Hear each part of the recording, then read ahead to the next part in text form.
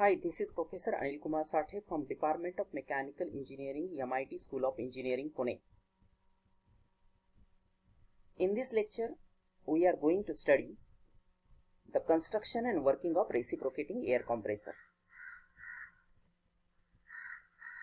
You can see the figure here, that is a 2D cross-sectional view of single-stage reciprocating air compressor. At this time, I will not discuss what is meant by stage. But this is a single stage reciprocating air compressor. This point of time you just remember single cylinder means single stage. The construction of reciprocating air compressor is just like internal combustion engine. It consists of three main parts. You can see the bottom part, this is called as the crankcase. Then the second part, this is called as a cylinder block or simply cylinder, and this top one is just like that of IC engine, it is a cylinder head. Now let's see these parts one by one. Inside the crankcase there is a crankshaft. You can see here, see the cursor location. This is the crankshaft which is rotating inside the crankcase, and it is supported by bearings that is called as crankshaft bearings. So crankcase serve as a housing for crankshaft as well as its bearing. One another important thing, the crankcase also serve as a housing for lubricating oil, which requires for the lubrication of this reciprocating air compressor. Now the second part, this is a cylinder block. This cylinder block is having a bore. Bore means a cylindrical hole, and inside that piston is reciprocating up and down. Why the piston is reciprocating up and down? Because inside the reciprocating air compressor, the mechanism is slider crank mechanism, just like that of internal combustion engine, what we have studied earlier. You can see here there is a crankshaft, then there is a crank arm, connecting rod. Crank arm and connecting rod are connected with the help of a crank pin. This connecting rod is connected to this cylindrical piston with the help of a piston pin. So as the crank rotates, piston reciprocate inside the cylinder. Now the third part is cylinder head. Cylinder head serve as a housing for two valves. The first valve is a suction valve. This is also called as the inlet valve. And the second valve is called as the delivery valve. It is also called as the outlet valve for the compressor. The basic difference between internal combustion engine and reciprocating air compressor as far as the valves are concerned, in internal combustion engine, the valves are operated by valve operating mechanism. But here, you don't require any type of mechanism to operate the valves in case of compressor. Now the question arises, if the mechanism is not there, how the valves are open and closed? Here valves are open and closed not by mechanism, they are open and closed with the help of pressure difference across the valve. Now let's understand how the suction valve opens. When the pressure inside the cylinder drops below atmospheric pressure, the vacuum creates inside the cylinder, and outside pressure is atmospheric, and inside the pressure is below atmospheric, that is vacuum. And because of this pressure difference, the suction valve is pulled in and the valve gets open and the air is allowed to flow inside the cylinder. Now similarly, when this exhaust valve, not exhaust valve, it is called as actually a delivery valve in case of reciprocating air compressor, when the delivery valve opens, when the pressure inside the cylinder is becoming greater than the pressure inside the discharge line. Discharge line means the pipe which connects to the receiver tank of the compressor. Receiver tank is the tank where the air gets stored. So the passage which connects the delivery valve to the receiver tank is called as discharge passage. When the pressure exceeds inside the cylinder beyond the pressure value in a discharge line, then the valve gets automatically open and the compressed air inside the cylinder is delivered to the receiver tank. So in such a case, suction valve and delivery valve opens. Again I repeat, here we don't require any sort of mechanism to operate these valves.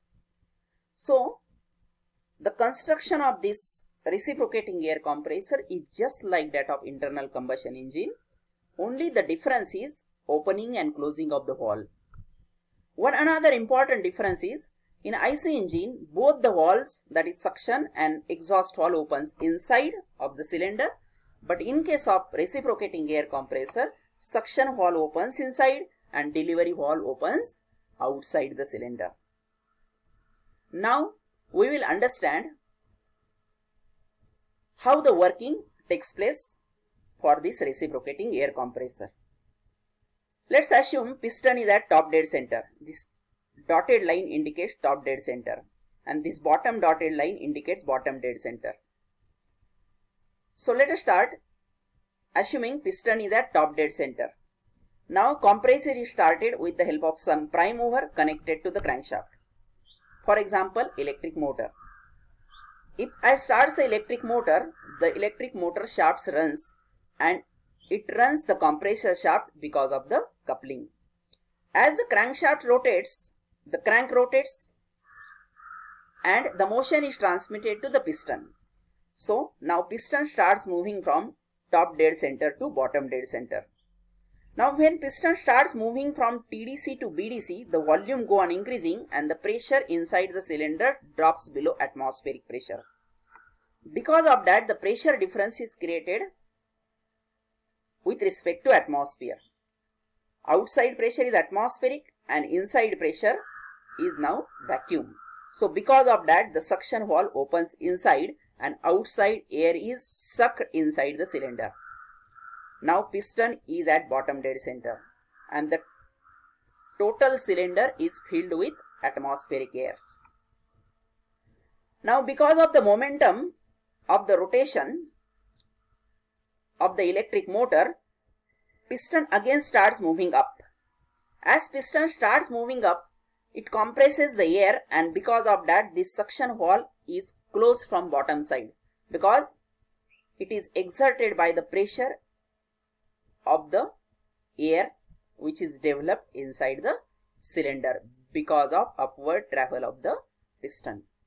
Now suction valve is closed, but delivery valve is not open.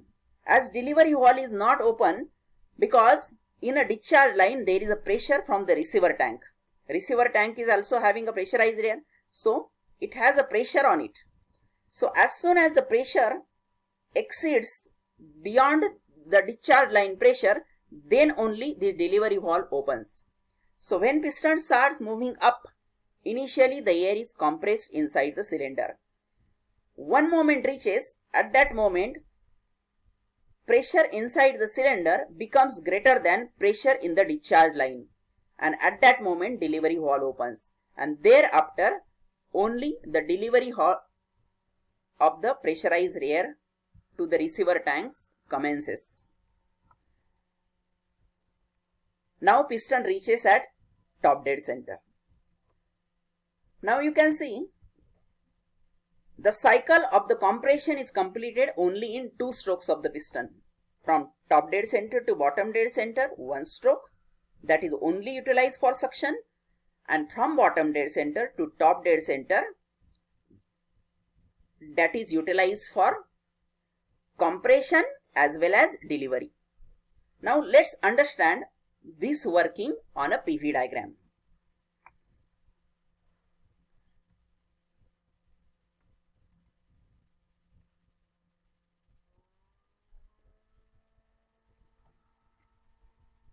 On y-axis there is a pressure and x-axis there is a volume.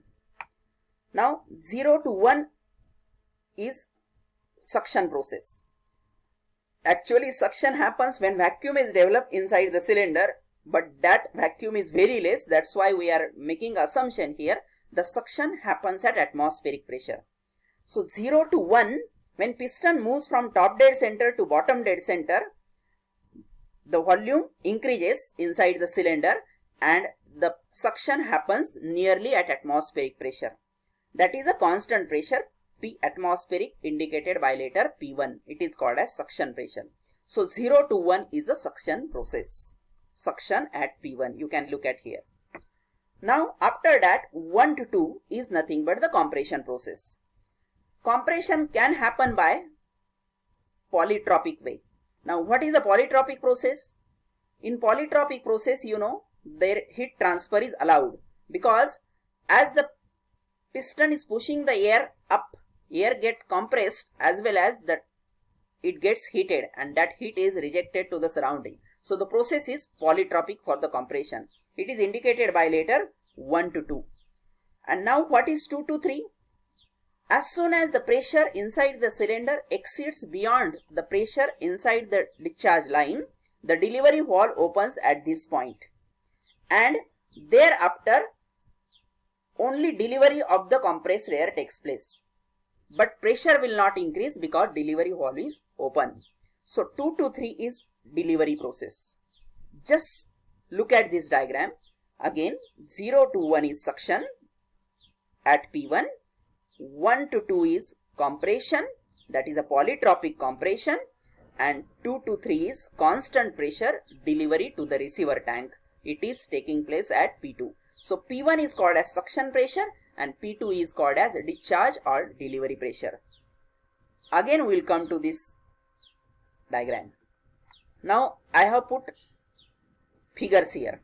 So top dead center indicates 0, 0 to 1. Bottom dead center indicates 1, 0 to 1 is suction. Then 1 to 2. 2 is some intermediate point during upward travel of the piston. So 1 to 2 is the compression process. Just look at here. 1 to 2 is compression process. And then 2 to 3 is only delivery. Remember one thing. During 1 to 2, the pressure rises, volume decreases. But 2 to 3, the pressure will not rise. Only delivery, as this delivery valve is open, the pressure will not rise. Only the delivery of the compressed air happens to the receiver tank. So try to understand this diagram and the figure. So 0 to 1 is suction, 1 to 2 is polytropic compression, and 2 to 3 is constant pressure delivery process. As it is an open cycle, again we will come to 0 point, means piston has reached to top dead center, and again the suction happens, compression happens, delivery happens. So like that the cycle gets completed and repeated one after another. So have you understood today's topic of construction, working of reciprocating air compressor, and as well as the PV diagram of reciprocating air compressor. Remember one thing, here I have not considered the clearance. So top dead center is started from cylinder head. That's it for today. In the next lecture, we are going to study how to calculate the work required to drive the compressor. Thank you.